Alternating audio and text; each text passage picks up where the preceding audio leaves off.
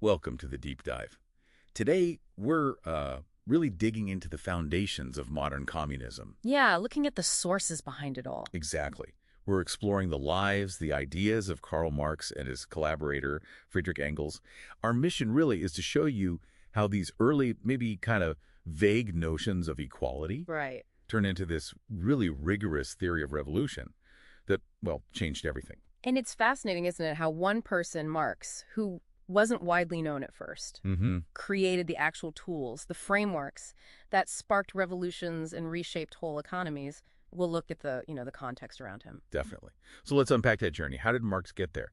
Sources tell us Karl Marx, born 1818, Trier, Prussia, middle-class background, Yep. studied philosophy, got really into Hegelian dialectics, this idea of conflict driving change. But he started questioning the idealist part, right? The idea that ideas are the main driver. Exactly. He became critical. And then the really key moment, Mm-hmm. meeting Friedrich Engels in 1844.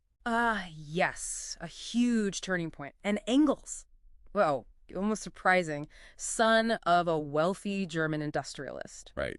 Seems counterintuitive. It does, but it meant he saw capitalist exploitation up close firsthand, brutally so. That must have been powerful insight. Absolutely. His book, The Condition of the Working Class in England, that came out in 45, and it gave Marx so much material, so much evidence. And they wrote together. Oh yeah, foundational stuff, the Holy Family, the German ideology, and of course, the Communist Manifesto. And the funding aspect.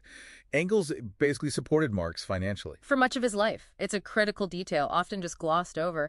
Imagine the critique of capitalism funded by capital. Quite the irony. So, okay, they're partners. Mhm. What's the revolutionary idea at the heart of Marx's thinking? Well, it's this radical flip, isn't it? He rejected Hegel's idealism, the ideas run the world thing. Okay. Marx said no, it's the material conditions, how we produce things, how society's organized economically, that's the engine driving history, the mode of production. That's a massive shift. So what does that mean, practically speaking, for us, for how we understand things? Well, it poses a fundamental question for you, doesn't it? What actually shapes your reality? Hmm. Marx put it very directly in his preface to a contribution to the critique of political economy.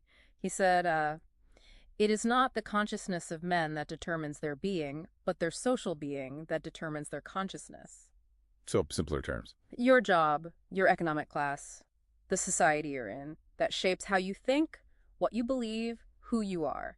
More than just ideas floating around. Okay, I see. That's profound. It really is. That's historical materialism. Yeah. And his big work, Capital Das Capital, dives deep into criticizing capitalism. And introducing concepts like, Key ones like surplus value. That's the value workers create beyond their own wages, which for Marx is the source of profit.